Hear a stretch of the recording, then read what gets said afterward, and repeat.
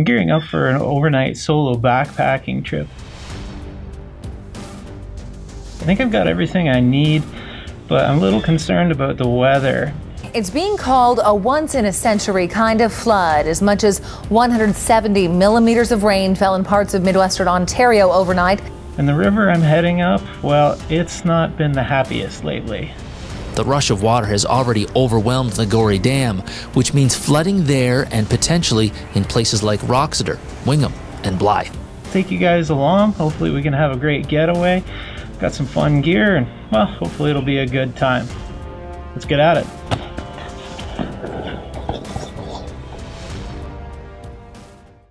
This is going to be my whole gear loadout for an overnight backpacking trip.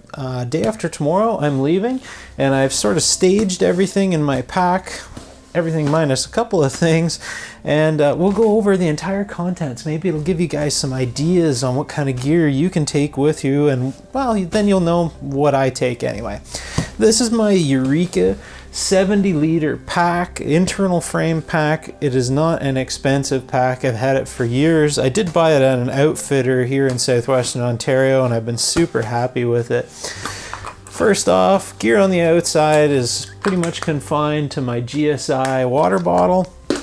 This should be on the inside, but I cheated. It's not in there because I forgot to put it in before the video.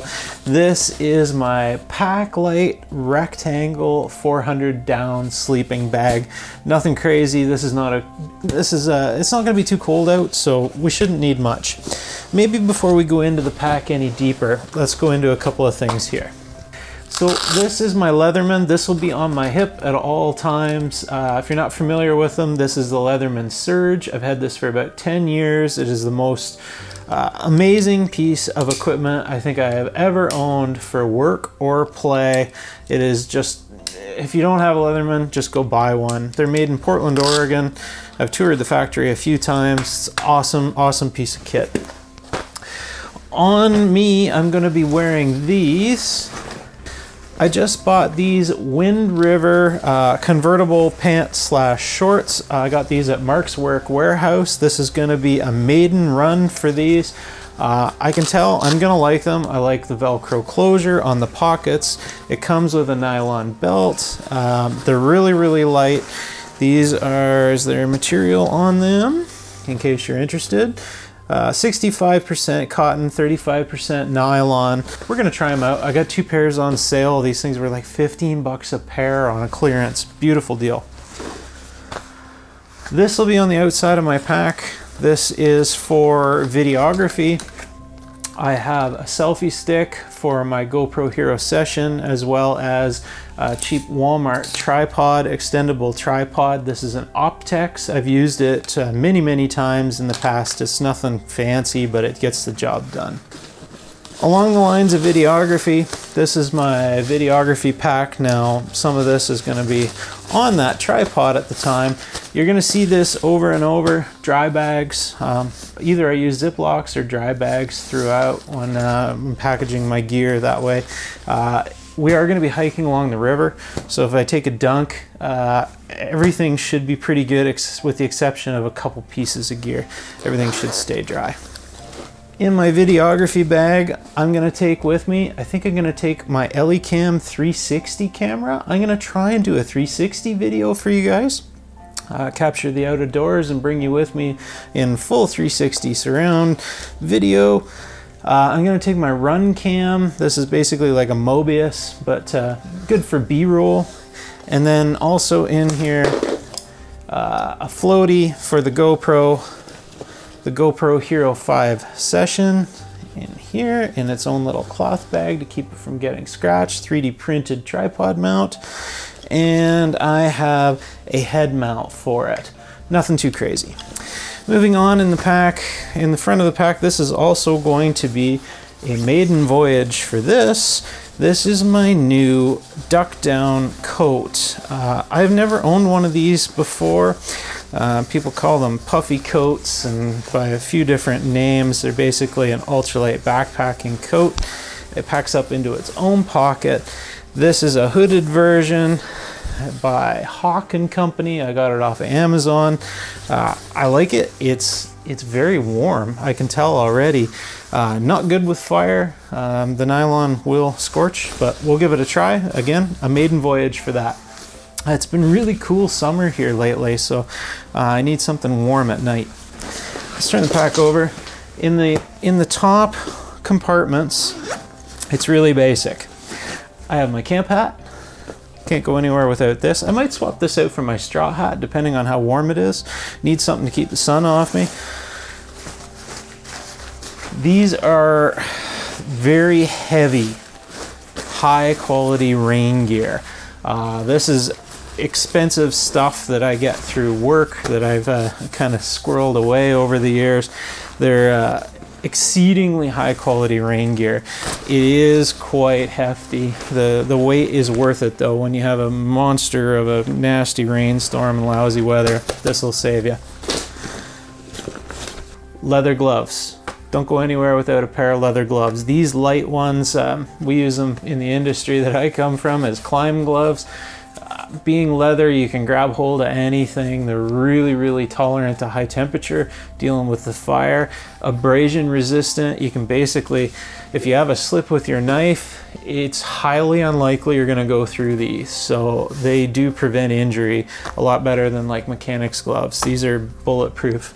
There's a reason cowboys use leather gloves for a long, long time, because they work. Top pocket here, I have a knife that I haven't shown you guys in previous trips. I'll mention this when we're out on the trail, what the significance of this is. In here, I have a Ziploc bag with some handy dandy stuff.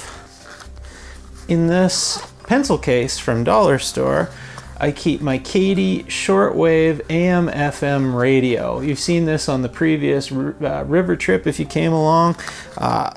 Unbelievable. Couple of dollar radio, weighs almost, it's exceedingly light, 2 AA's, and you can pick up shortwave AM FM from all over the world. It's pretty awesome. Well, shortwave from all over the world. My Baofeng UV3R, this is another good survival item if you choose to use it as so. I do have FRS and GMRS frequencies programmed in here, so I could use it in an emergency if I had to call for help, but otherwise it's good for listening to the local police repeater or FM radio. My Petzl headlamp. These things are fantastic. Best headlamp I have ever used. This is the Tika. Had these things. I've got 3 or 4 of them. I've had them for the better part of 6 or 7 years, and one has never failed me yet. The lenses are getting pretty scuffed up, but they just keep on kicking. Alrighty, that's it for the top compartment. Along the side, I have my Kelty Mesa tent. As well, on this side, I have another. This is going to be a test of the Climate Static V inflatable air mattress type thing. It's like a thermarest but thicker. This is a ribbed style, quite thick, about 2 inches thick. So we're going to give it a try. It weighs approximately a pound, so it's pretty much the same as my thermarest, but packs down way smaller. So I'm really looking forward to giving this a go. I have high hopes.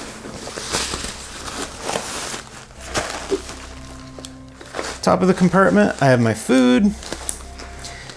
Food's really basic this trip. It is just an overnight, and as usual, I overpack my food. By my own admission, I always overpack food, and I like it that way. We're gonna take a bunch of Mountain House this time. We've got chili mac with beef stroganoff with noodles. So the chili mac will be my lunch, late lunch when I hit the trail. This will be my supper. We've got some scrambled eggs with bacon. Never tried this before. We're gonna give it a go. That'll be some breakfast. And then I also keep a Mr. Noodles and just a granola bar as spare. So I likely won't need this or the Mr. Noodles, but I like having extra food. And you never know, you might run across somebody. You never know what's gonna happen. It's always good to have extra. Inside, I've got another dry bag with my clothes. Clothes are really basic.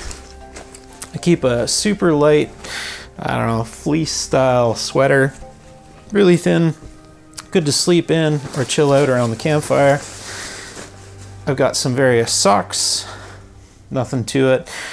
Stay away from cotton. I wear cotton socks on my way out, but I keep these synthetic ones for at camp, and these are going to be for my sleep. Nice warm woolies. I have a small cheap wool blanket. This is good to add some extra insulation to my sleeping bag if I choose to, if I end up needing it. If not, well, it doesn't, it weighs very little. This is really light in the hands.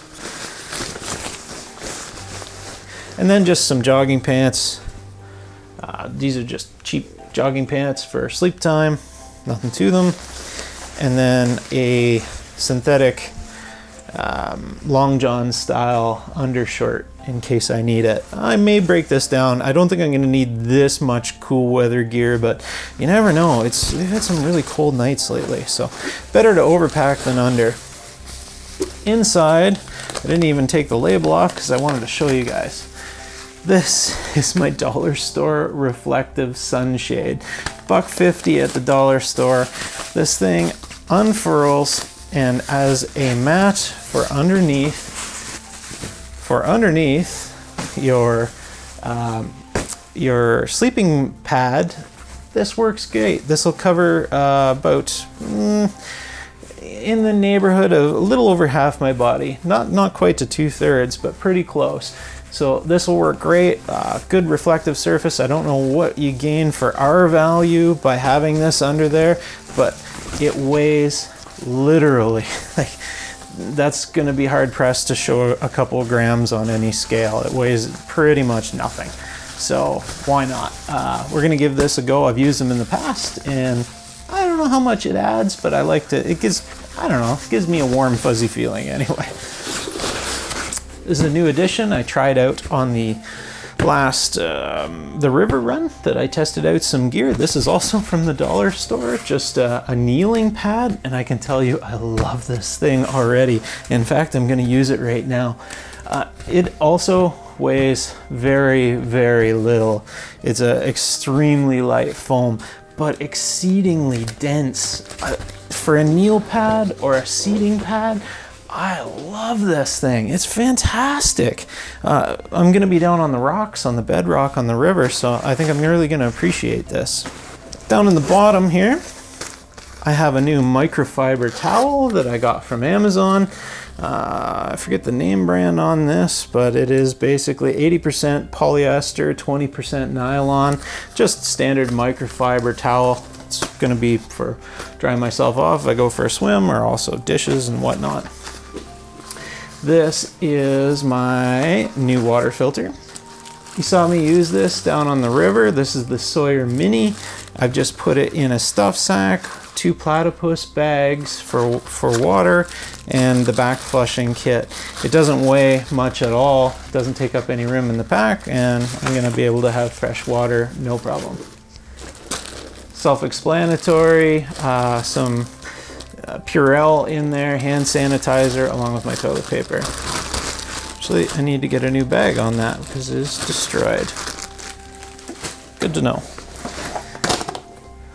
My cook kit, you saw this on the previous video down on the river. I'm still up in the air whether I want to take this stove. This is really heavy. This is more of a cold weather solution with a butane stove, but you saw me use the alcohol stoves before, and I'm not sure whether my how to build an alcohol stove video is live on the channel yet, but I might take one of those, or I haven't decided, but this is, I'm really happy with the performance of this. Nothing to it, just well, this is also an Amazon score, but I've got the butane down in there, stove here, nothing to it.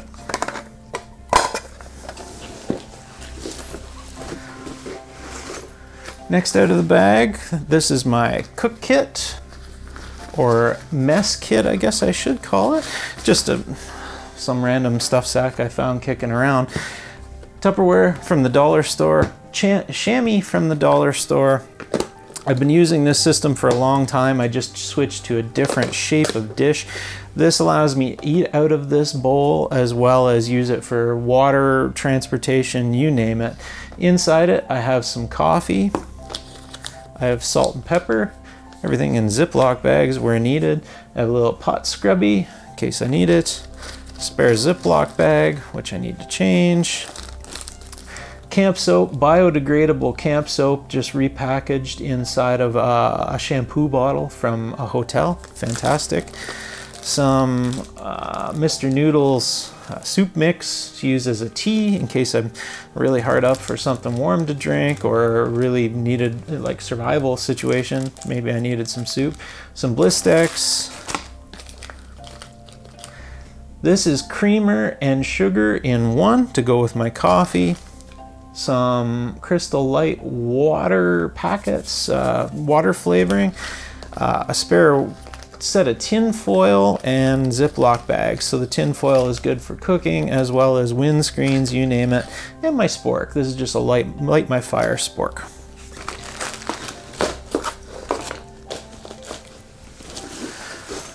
Next up, also in a handy little stuff sack, is my emergency kit.